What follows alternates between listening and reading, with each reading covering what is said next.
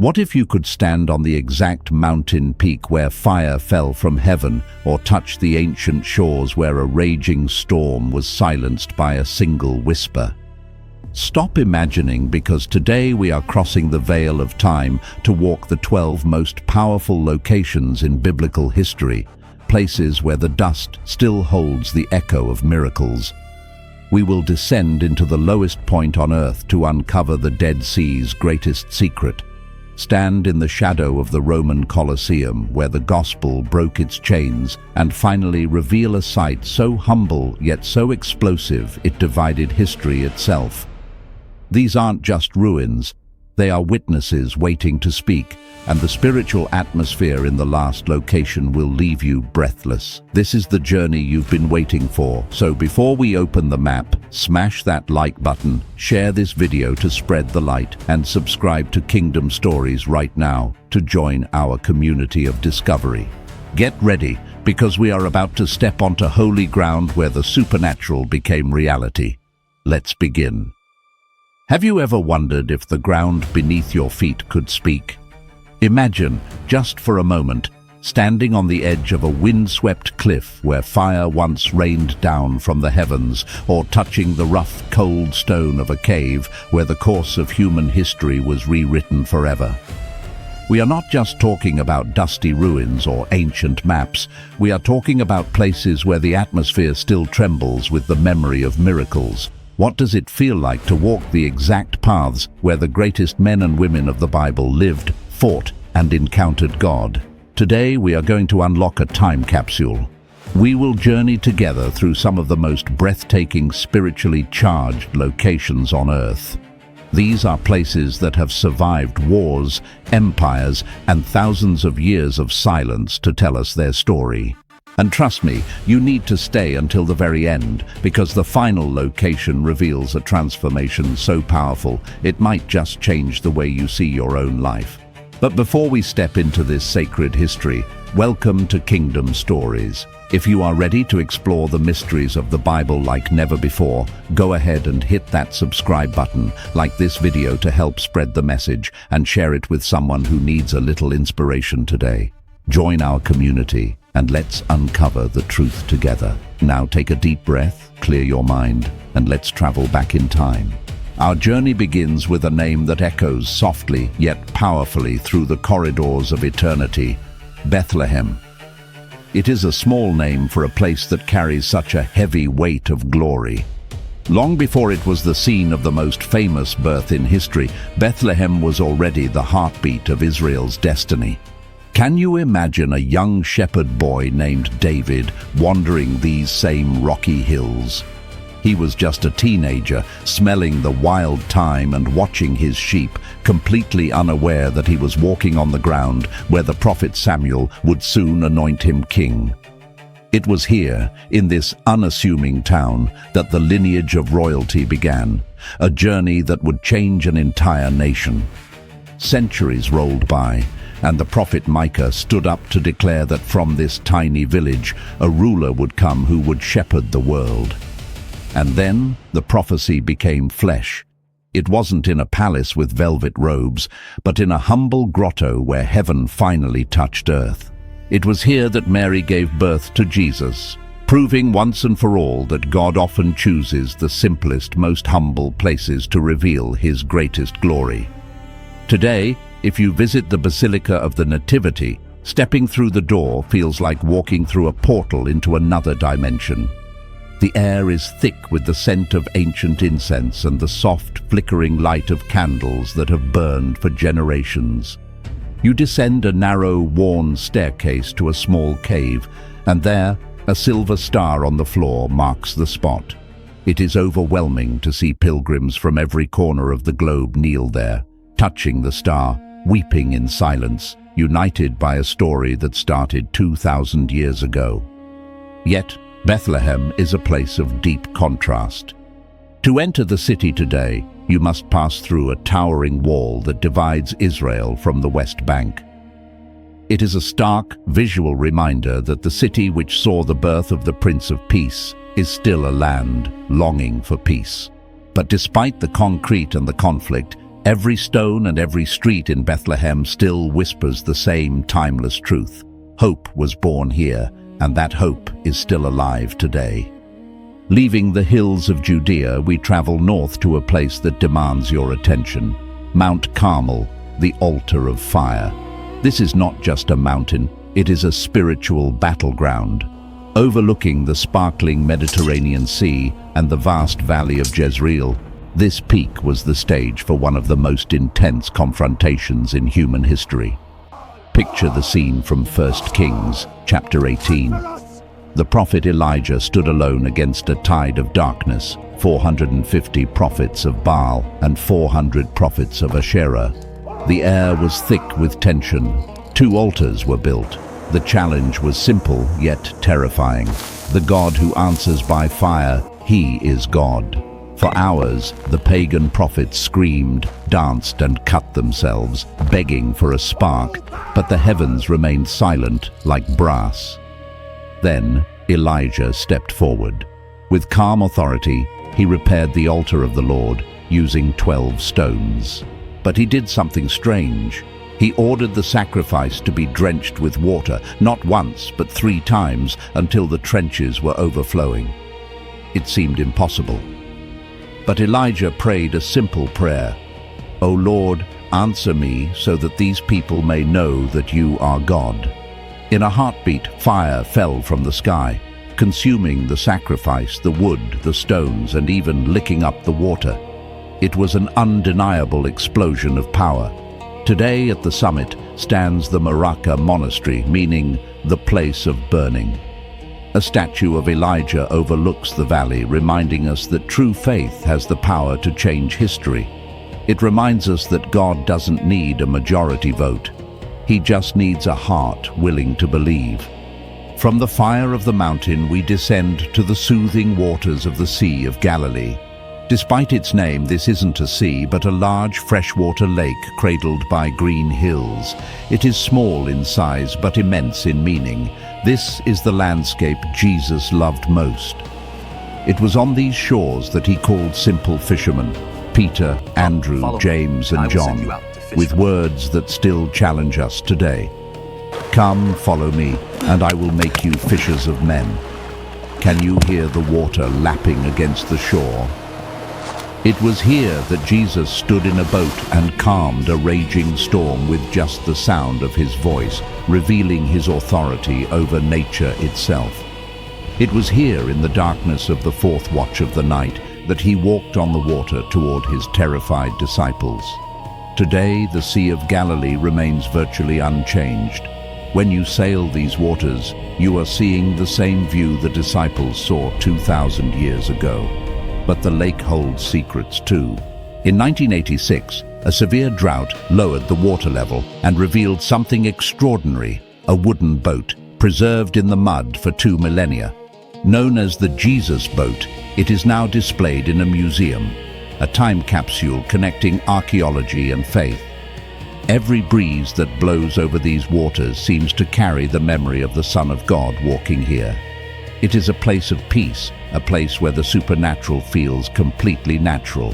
But not all biblical sites are stories of triumph. We move now to the fertile valleys to find Beth Shean, also known as Beit Shean. This was a strategic jewel, a crossroads of trade and military power. But in the Bible, it serves as a dark memorial.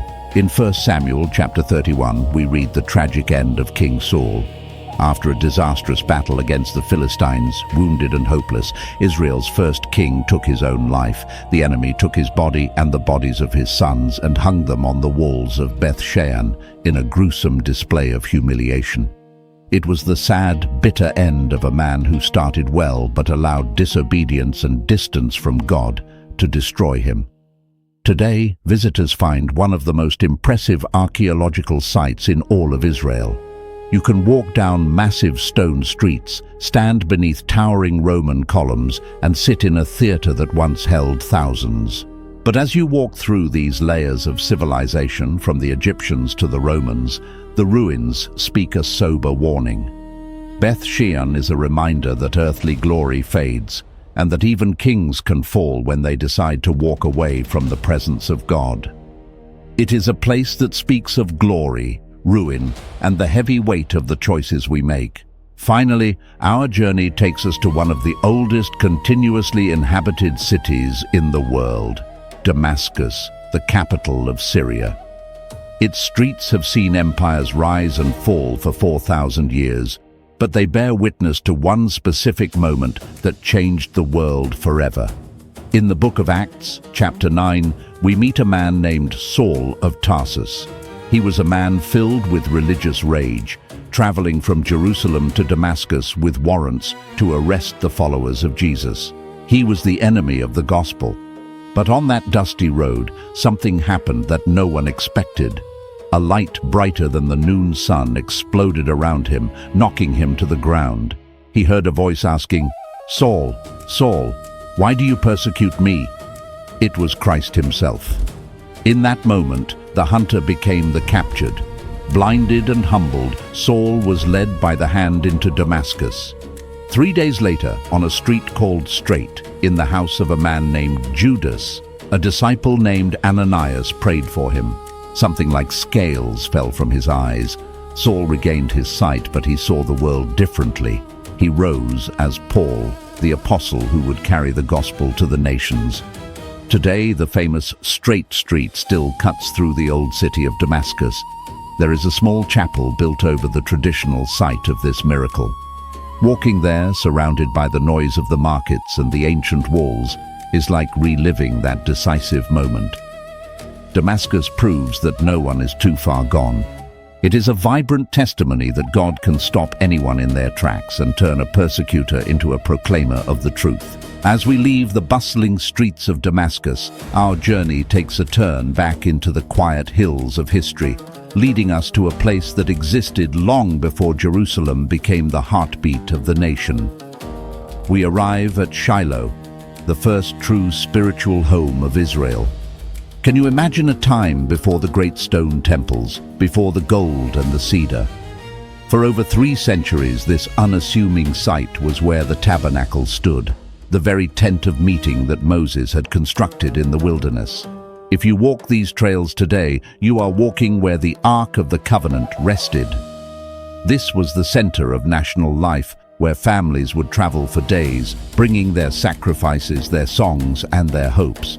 But Shiloh is not just about national history, it is about personal desperation and the God who listens. It was here, in the shadow of the Tabernacle, that a woman named Hannah poured out her soul. She was crushed by the pain of infertility, weeping so bitterly that the priest thought she was drunk. But she wasn't drunk. She was desperate. She prayed a prayer that changed history, asking God for a son. And God, who hears the silent cries of the brokenhearted, answered her. She gave birth to Samuel, the prophet who would anoint kings. Today, standing among the excavated stone platforms of Shiloh, you can almost hear the echoes of those ancient prayers. It is a profound reminder that God does not need grand cathedrals to meet with us. He meets us in our simplicity, in our tears, and in our honest faith. From the quiet hills of Shiloh, we descend, literally, to the lowest place on the face of the earth. We travel to the Dead Sea. The landscape here shifts dramatically. The green fades away, replaced by the stark, golden hues of the Judean wilderness. At more than 400 meters below sea level, the air feels thick, and the silence is deafening. The Bible tells us that this region was once the setting for the judgment of Sodom and Gomorrah, cities destroyed by fire for their wickedness. The water here is 10 times saltier than the ocean. No fish swim in its depths, no plants grow along its banks. It is a place that seems to speak of death and finality. Yet, God often hides his greatest treasures in the most unlikely places. While tourists today come to float effortlessly in the mineral-rich waters, the true miracle of this region lies in the dry caves of Qumran nearby. In 1947, a Bedouin shepherd tossed a rock into a cave and heard a jar crack. That sound led to the discovery of the Dead Sea Scrolls, manuscripts that had been hidden for 2,000 years. These ancient texts contained every book of the Old Testament except Esther, proving to the modern world that the Bible we read today has remained faithful and unchanged through the centuries. Standing by the Dead Sea, you realize that even in a landscape that looks like a wasteland, God is preserving His truth. It is a powerful lesson for us. Even when our lives feel dry or desolate, God is working in the background, preserving what matters most. Leaving the silence of the desert, we move to the crashing waves of the Mediterranean coast, to a city built to show off the glory of man, Caesarea Maritima. Built by King Herod, this was a marvel of engineering, complete with an artificial harbor, a massive hippodrome for chariot races, and palaces dripping with Roman luxury. It was designed to honor Caesar, to be a symbol of pagan power and political dominance. But God has a sense of humor. He took this city, built for Roman glory, and turned it into the launching pad for the gospel to the world. It was here, in this Gentile city, that the Apostle Peter had his world turned upside down. Guided by a vision, he entered the home of a Roman centurion named Cornelius. Up until that moment, the message of Jesus was seen primarily for the Jews, but as Peter spoke, the Holy Spirit fell upon Cornelius and his entire household. It was a seismic shift. The walls of separation came crashing down, and the door of salvation was flung open to all nations, to you and to me. Years later, the Apostle Paul would be imprisoned here for 2 years. As you walk through the ruins of the Roman theater today, or stand by the aqueducts with the sea spray on your face, you can imagine Paul in chains, yet freer than the governors who judged him. He used this city as a pulpit to speak to kings and rulers. Caesarea is a testimony that no place is too secular, too powerful, or too far gone for God to penetrate. He uses the unlikely, the unexpected, and even the hostile environments to advance His kingdom. And speaking of kingdoms, if you are finding value in this journey through history, if these stories are sparking something in your spirit, I want to invite you to join our community. Please take a second to subscribe to Kingdom Stories, like this video, and share it. We are building a library of faith and history, and we want you to be part of every discovery. Now, we must leave the coast and cross the border into present-day Jordan, climbing the windswept heights of Mount Nebo. This is perhaps one of the most emotional locations in the entire Bible. After wandering in the wilderness for 40 years, after dealing with the rebellion, the complaints, and the miracles, Moses, the great liberator, climbed this mountain for his final act. He was 120 years old, yet his eyes were not dim. Standing on this peak, God showed him the promise.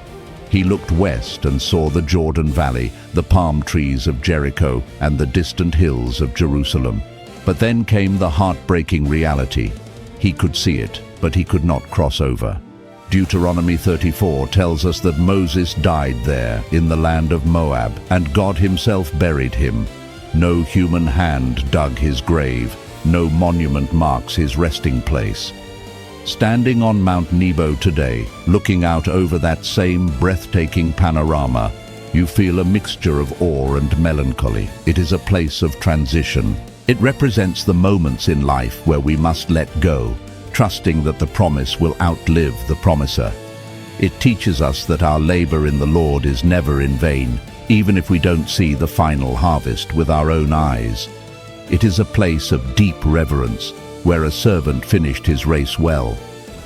From this high emotional peak, we travel back north to the lush green headwaters of the Jordan River, to a place called Tel Dan. This site is beautiful, surrounded by rushing water and tall trees, but spiritually it is a crime scene. In the Bible, Tel Dan is remembered as a place of great tragedy. When the kingdom of Israel divided, King Jeroboam was afraid his people would return to Jerusalem to worship, so he built a golden calf right here. He set up a counterfeit religion, telling the people, "Here are your gods." For generations, this place was a center of idolatry, leading the hearts of the people away from the true God. You can still see the massive stone platform of the high place today. It is a haunting reminder of how easily we can be led astray by convenience and compromise. However, Tel Dan also holds a voice of vindication. For centuries, critics argued that King David was a myth, a figure of folklore. But in 1993, right here in these ruins, archaeologists found a stone slab, the Tel Dan stele, inscribed with the phrase, "House of David." It was the first physical evidence outside the Bible confirming the existence of the Davidic dynasty. So, while Tel Dan stands as a warning against idolatry, the very stones have cried out to defend the truth of Scripture. It is a place of contrast where human failure meets God's historical faithfulness. Our journey then takes us south, to the edge of the Negev desert, to the city of Beersheba. This is the city of the oath. The name literally means Well of the Seven, referring to the pact of peace made between Abraham and Abimelech. Beersheba is the landscape of faith in the hard times. It was here that Hagar, the servant woman, wandered in the desert with her son Ishmael. When their water ran out, she placed the boy under a bush and walked away, unable to watch him die. She wept, alone and hopeless. But God heard the boy crying. He opened her eyes to see a well of water. It is a stunning reminder that Beersheba represents God's provision when resources run dry. It is the place where Jacob, leaving his home in fear, stopped to offer sacrifices, and God appeared to him, reassuring him, "Do not be afraid to go down to Egypt, for I will make you a great nation there." Today, the archaeological site of Tel Shiva is a UNESCO World Heritage Site. You can walk the ancient streets, look deep into the massive underground water cisterns, and stand by the reconstructed well. The desert wind here blows hot, but it carries a refreshing truth. God is the provider in the wilderness. Whether you are an outcast like Hagar or a patriarch like Abraham, Beersheba reminds us that our covenants with God stand firm, even when the environment around us is harsh and unforgiving. Finally, we arrive at the climax of our pilgrimage, the place where the roots of faith go deepest, Hebron. Located in the Judean mountains, Hebron is one of the oldest cities in the world. This is not just a city, it is a family plot. It was here that Abraham, the father of faith, purchased the cave of Machpelah. He wanted a place to bury his beloved wife, Sarah. He didn't accept it as a gift. He insisted on paying full price, establishing a legal claim to the land. Eventually, Abraham himself was buried there, followed by Isaac, Rebekah, Jacob, and Leah. When you stand before the massive Herodian walls that surround the Cave of the Patriarchs today, walls that look remarkably like the Western Wall in Jerusalem, you are standing before the physical ancestors of the faith. But Hebron is also the city of David. Before he captured Jerusalem, David reigned here as king of Judah for 7.5 years. It was in Hebron that the elders of Israel came to him, made a covenant, and anointed him king over the entire nation. Hebron is where promises are kept. It is where a wandering nomad like Abraham put down roots, believing that one day his descendants would be as numerous as the stars.